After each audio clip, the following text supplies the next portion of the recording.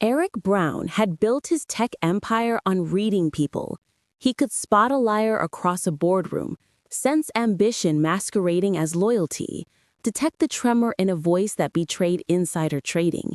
Yet someone in his own company had been feeding proprietary AI algorithms to his biggest competitor for 3 months, and he couldn't figure out who. So he did something he'd never done before. He disappeared. "You're insane," his COO Jennifer had said when he outlined the plan. "You can't just vanish and play detective." "Watch me," Eric had replied. Now, 2 weeks later, Eric navigated his Mercedes through city traffic with a fake mustache itching his upper lip and a driver's cap pulled low over his eyes. The disguise was ridiculous, but it worked.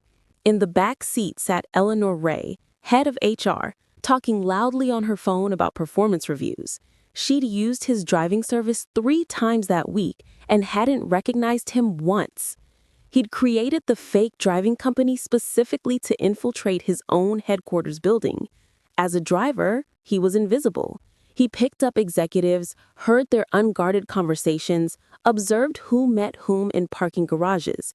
The plan was working. He'd already eliminated 5 suspects. He pulled up to the gleaming Brown Technologies tower, and Eleanor stepped out without a thank you. Eric was about to pull away when someone knocked on his window. A young woman in a gray housekeeping uniform stood there, hair pulled back in a practical ponytail, face flushed from running. "I'm so sorry. I know you're not technically supposed to, but could you possibly give me a ride? The bus broke down and I'm already late for my shift at the Grandview Apartments. It's only 10 minutes away." Eric should have said no. He had 2 more pickups scheduled, but something about her directness, the way she asked without presumption, made him nod. "Thank you so much," she said, sliding into the back seat. "I'm Rosa Williams. I'll pay whatever the fare is, I promise." "Don't worry about it. Slow morning anyway." It was a lie. He'd been working 18-hour days for 2 weeks. Rosa immediately called someone. "Mama, I got a ride. Yes, I'll pick up your prescriptions after work. No, don't worry about the cost. My paycheck clears tomorrow." Eric glanced in the rearview mirror. She was probably in her mid-20s, with warm brown eyes and laugh lines that suggested she smiled often, despite what sounded like tight circumstances. "Sorry," she said when she hung up. "My mom worries."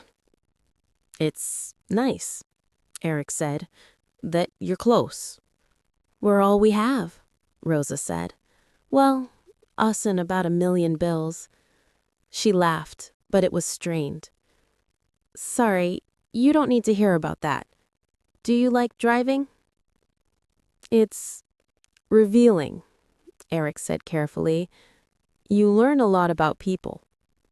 "I bet," she said. "I clean apartments, and you wouldn't believe what people leave out.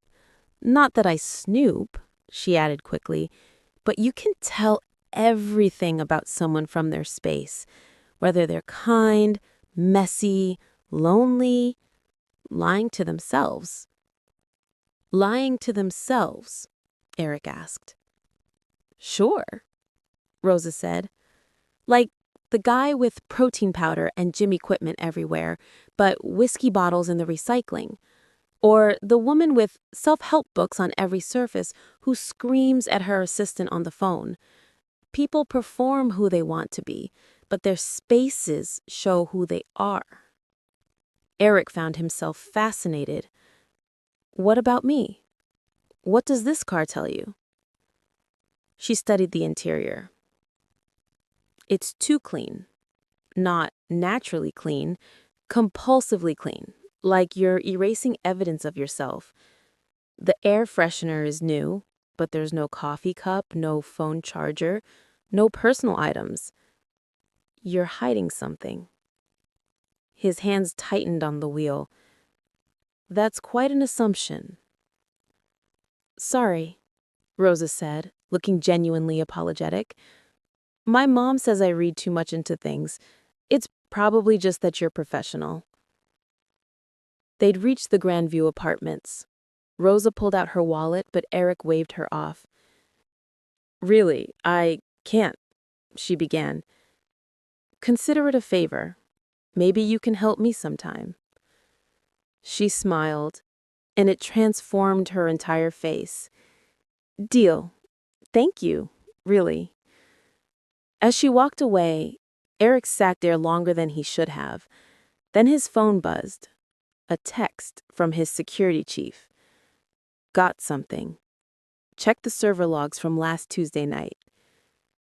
Eric pulled up the data on his tablet. Someone had accessed the protected files at 11:47 p.m. The badge scan showed Eleanor Ray's credentials, but the timestamp bothered him. Eleanor had been on a plane to another city at that time.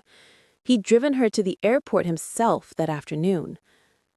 Someone had cloned her access badge. Over the next week, Eric found himself taking the Grandview route every morning, hoping to run into Rosa again.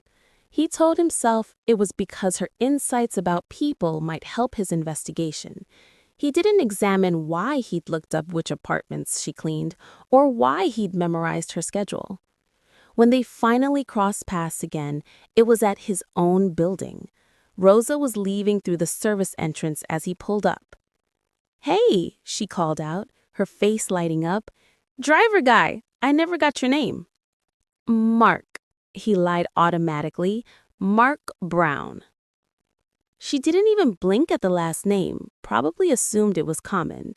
"Well, Mark Brown, small world. I cover for the night cleaning crew here sometimes." His pulse quickened. "At Brown Technologies?" "Yeah," she said. "Weird place. Super high security for offices. I mostly do the executive floor." She rolled her eyes good-naturedly. "Rich people make the same messes as everyone else. They just have fancier trash." "Do you work nights often?" Eric asked. "Couple times a week. The pay is better and my mom's asleep anyway, so..." She checked her phone. "I should go, but hey, you free Saturday? I'm buying you lunch to pay back the favor." Eric knew he should say no, but he heard himself say yes. Saturday arrived too quickly and not quickly enough. Eric left behind his driver disguise and met Rosa at a small restaurant downtown. She wore jeans and a green sweater, looking relaxed and happy. "So, Mark," she said over lunch, "what's your story? You seem too smart to just be driving people around." "I'm between things," he said, which wasn't entirely untrue. "Trying to figure out what comes next." "I get that," Rosa said.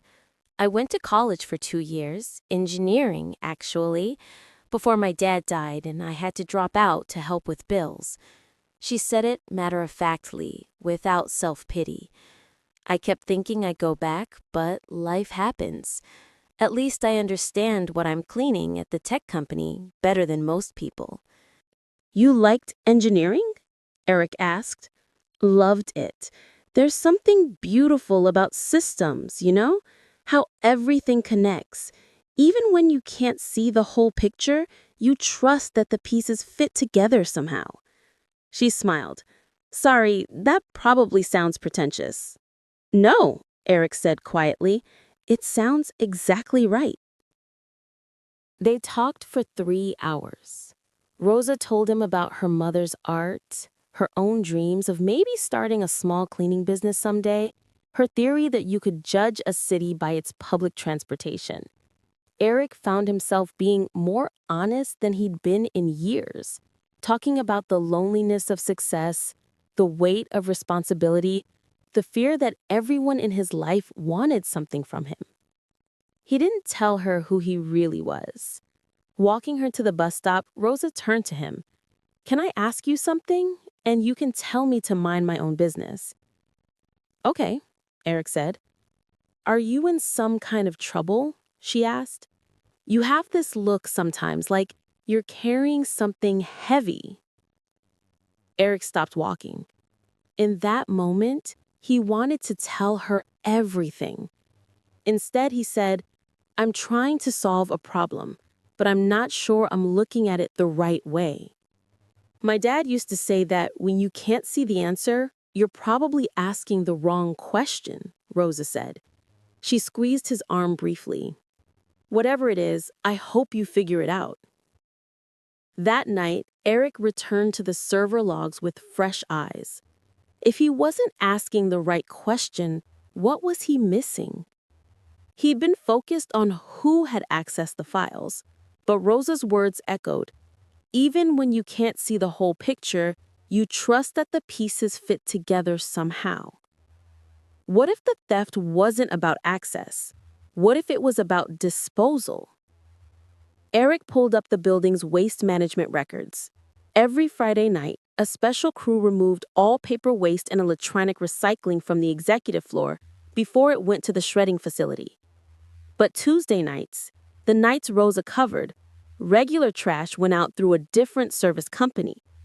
He checked the executive floor security footage from last Tuesday night. There, at 11:52 p.m., Rosa wheeled her cleaning cart past the camera. 5 minutes after the server breach. His chest tightened. No, it couldn't be. But he forced himself to watch 3 more weeks of footage. Same pattern. Server breach, then Rosa's cart 10 minutes later. Was she working with someone? Meeting someone? Eric felt sick. He'd been played by the one person who seemed genuinely real. He called his security chief. I need surveillance on one of the night cleaners, Rosa Williams. Follow her after her Thursday shift.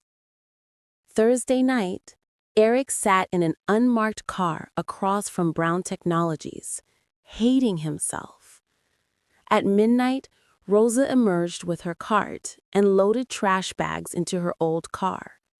She drove to her apartment, but instead of going inside, she continued to a 24-hour shipping office.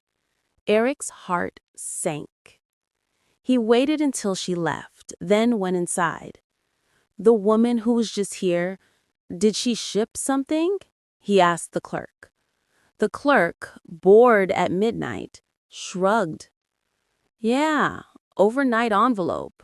Goes out every week like clockwork. Eric showed his ID and badge.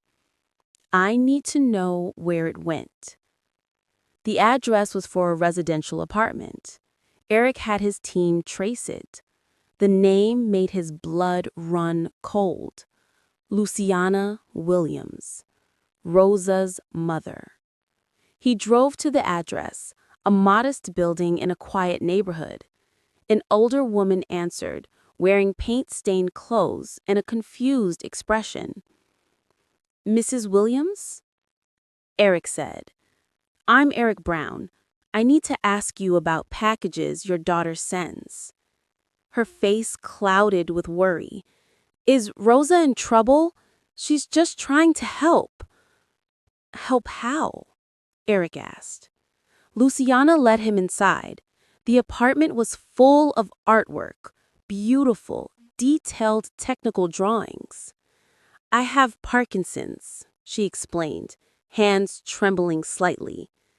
Used to be a draftsperson for an architecture firm. Rosa found out that Brown Technologies throws away early prototype sketches and design documents. Not the classified stuff, just the preliminary work that goes in the regular trash. She asked her supervisor if she could have them instead of them being thrown away. She ships them to me every week.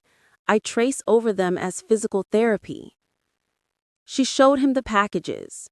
Pages of discarded wireframe designs, brainstorming sketches, nothing remotely classified. It gives me purpose, Luciana said softly. And it helps my hands. Rosa's a good girl. Eric sat down heavily. She never looked at confidential files? Rosa? God, no. She wouldn't even read a document left on someone's desk. She says people deserve privacy. He'd been completely wrong.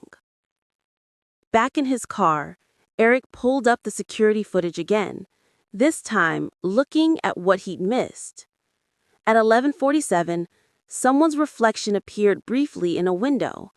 Someone in the server room. He enhanced the image, and his stomach dropped. It was Jennifer, his COO, the one person he trusted completely with this investigation. The pieces clicked together. Jennifer had pushed him to go undercover, knowing it would distract him. She'd been careful, but not careful enough. The cloned badge, the timing. She'd been selling to competitors while helping him chase shadows. Eric made the call to his security team, then sat in his car until dawn. At 6 in the morning, he drove to the Grandview apartments and waited. When Rosa came out for her morning shift, he stepped out of the car without his disguise. She stopped dead. "Mark?" "Eric, actually," he said. "Eric Brown."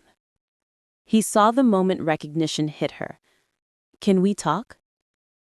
She looked scared, angry, confused. "You've been lying to me this whole time? Why?" "I thought someone was stealing from my company. I thought it might be you." "Me?" Her voice rose. "Because I take your trash? Did you follow me? Did you—" She stopped, face flushing. "Everything we talked about, everything I told you, you were just investigating me?" "At first," Eric said quietly. "But Rosa, I was wrong. About you, about everything. You were right. I was asking the wrong questions, looking at the wrong things." "So I'm cleared. Great. Glad I could help," she said, turning away. "Wait, please," Eric said. He caught her arm gently. "I found the real thief. Because of you, not because you had evidence, but because you taught me to see differently, to look at what people do, not what they say, to trust that systems make sense even when we can't see the whole picture." She pulled away. "You still lied about who you were." "I did, and I'm sorry. But everything else was real. How I felt, what I told you about myself, that was all true." "How do I know that? How do I know anything about you is real?" Eric pulled out his wallet and handed her a business card, his real one. "Come to my office Monday. Tour the engineering department. I'll set up meetings with department heads. You wanted to finish your degree? I'll arrange for tuition coverage and a flexible schedule. Not because of any of this, but because you're brilliant, and you should be designing systems, not cleaning up after people who design them." Rosa stared at the card. "You can't just throw money at this." "I'm not," Eric said. "I'm trying to make something right while being honest about what I can offer. I was wrong about you. I was wrong to lie. But I wasn't wrong about this, about us. If you give me a chance to prove that, I will. No disguises, no secrets, just the truth."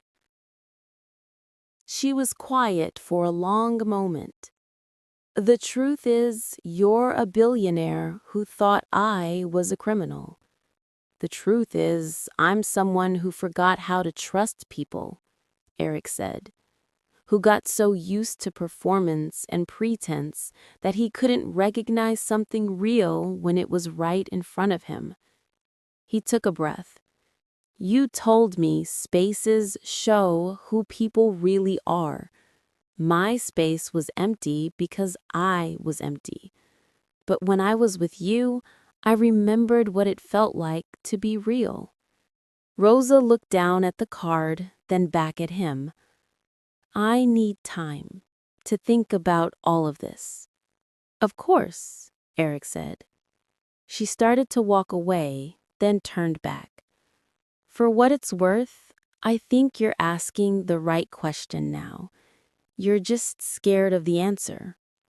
Eric watched her go, then drove back to his tower. Jennifer was arrested that afternoon. The stolen algorithms were recovered. His company was safe. But as he stood in his empty penthouse that evening, Eric realized that wasn't what mattered. He pulled out his phone and typed a message to Rosa. You were right. I am scared, but I'm learning that some risks are worth taking. 3 dots appeared, then disappeared, then appeared again.